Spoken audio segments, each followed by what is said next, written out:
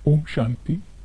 23 मई 2026 की साकार मूल्य से होमवर्क। आज के मूल्य से फ्लो चार्ट को सामने देखते किसी भी एक पॉइंट का मनन चिंतन करते हुए अपने अंदर संस्कारों को चेक करेंगे।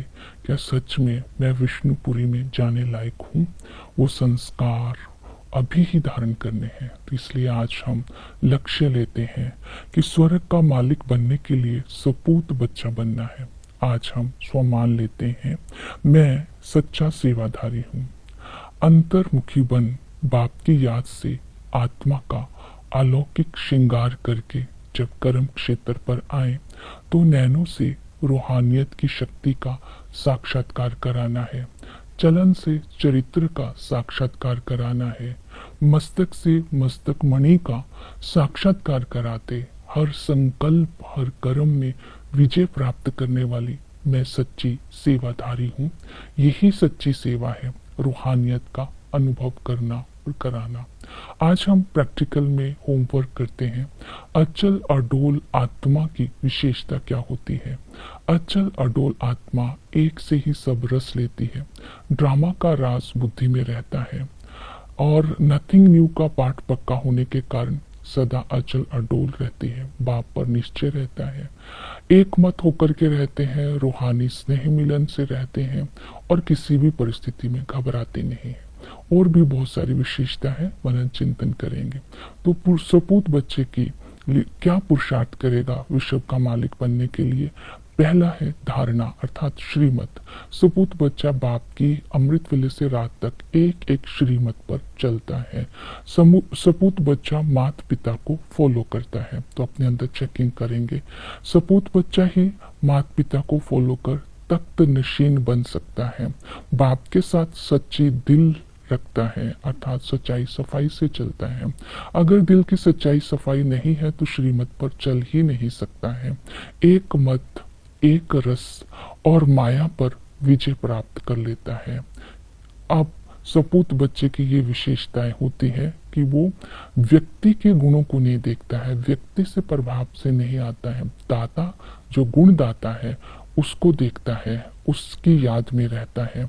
इसलिए सपूत बच्चा वो होता है जो परिवार में एक मत होकर के चलता है। इसके लिए बाबा ने श्रीमत दी कि आपस में रूहानियत की लेन देन करो, रूहानी क्लासेस करो, धारणा की क्लासेस करो, स्नेह मिलन करो, ताकि सब एक मत होकर के रहे। इन सब श्रीमत का आज हम पालन करेंगे। और दूसरा है सपूत बच्चे की विशेषता कि वो निर्विकारी होता है। इसके लिए बाबा ने कहा पवित्र बनकर तुम पवित्र दुनिया के मालिक बनते हो। इसलिए इस संगम पर तुम्हें पवित्र बनना है। पवित्र बनने के लिए विधि चाहिए वैराग्य। तो ये हमारा मर्जीवा जन्म है, मौत सामने खड़ा है, ये देह का भी विनाश होना है। जब अंदर से वैराग्य आता है तो भी पवित्रता की धारणा होती है।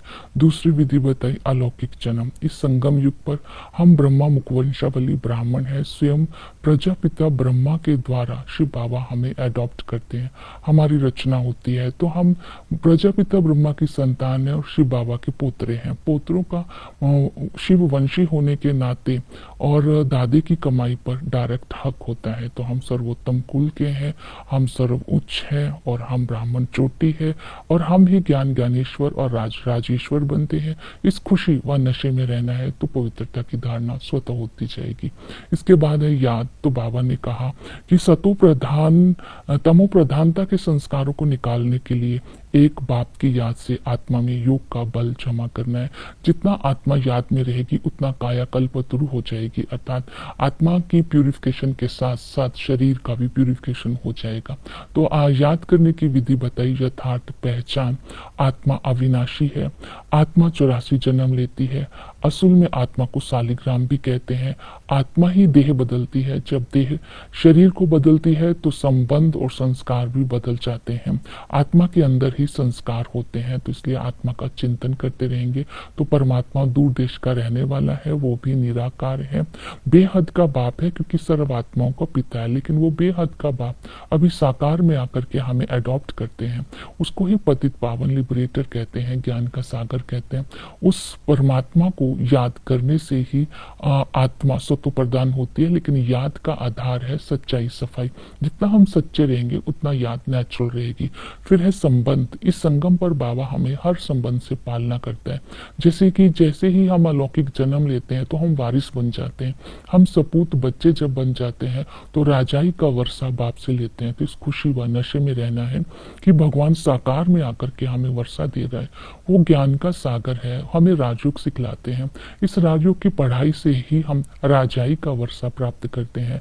तो ये राजयोग का जो ज्ञान है, एक एक रतन ज्ञान का बुद्धि में टपकता रहे। इस समय बाप स्वयं आकर हमें स्वयं की परिचय देता है और सृष्टि के आदि मध्य अंत का ज्ञान देता है। इस ज्ञान को धारण करने से ही हम ज्ञान ज्ञानेश्वर सो राजेश्वर बनते हैं। इसलिए इस ज्ञान को अच्छी तरह से चिंतन करना है, धारणा मिलाना है। वही सतगुरु है, पति से पावन बनाता है, हमें दुखों से लिबरेट करता है और पावन बना करके साथ ले जाता है, लेकिन साथ साथ हमें वरदान भी देता है, देही अभिमानी भव।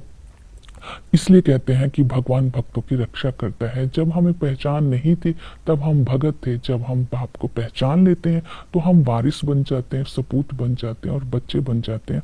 तो हमें ही तीनों संबंधों से हर समय बाबा हमारी पालना करता रहता है, बाप, टीचर और सतगुरु। आज हम चक्र को बुद्धि में फिराते रहेंगे। चक्र को फिराने से माया के चक्र से मुक्त हो जाएंगे। आदि में जब हम थे तो राम संप्रदाय था, वहां ज्ञान की प्रालब्ध थी लेकिन ज्ञान नहीं था। आदि सनातन देवी देवता धर्म था और आदि में जो भी शरीर छोड़ते तो अपनी इच्छा से शरीर छोड़ते थे, जन्म लेते और शरीर छोड़ते बाजे गाजे से ही छोड़ा जाता था, अर्थात खुशी मनाई जाती थी। और जब हम आदि में थे तो हर आत्मा सतु प्रधान थी, इसलिए सूर्यवंशी थे। फिर हम चंद्रवंशी बने, खुशी थी, वहां किसी भी चीज की कमी नहीं थी, वहां हम पूज्य कहलाते थे। जैसे ही मध्य में आते हैं तो आसुरी संप्रदाय शुरू हो जाती है। आत्मा तमो प्रधान होने के कारण दुखी हो जाती है, पुजारी बन जाती है और नीचे आती जाती है। तो जब अंत में बाबा आते हैं तो हमें साकार ब्रह्मा के द्वारा विष्णुपुरी का मालिक बनाते हैं, हमें समझ मिलती है। इस ज्ञान को धारण करने से हम ज्ञानेश्वर बनते हैं।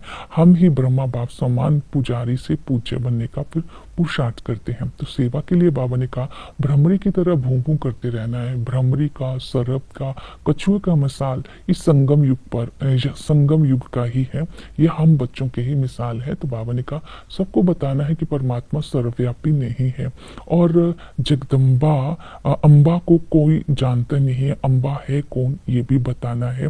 और साथ साथ शिव जयंती कब मनाई जाती है और कैसे मनाई जाती है, कलयुग की आयु कितनी है, क्योंकि लोग तो बोलते हैं 40,000 वर्ष है, तो पूरे कल्प की आयु बतानी है, कलयुग की आयु बतानी है और बाप का परिचय देना है। तो इस तरह सृष्टि चक्कर का ज्ञान देना है, रावण को क्यों जलाते हैं ये भी बताना है। तो ज्ञान का मनन चिंतन होगा, तो सेवा में बिजी रहेंगे तो संस्कारों में प्योरिटी आती जाएगी।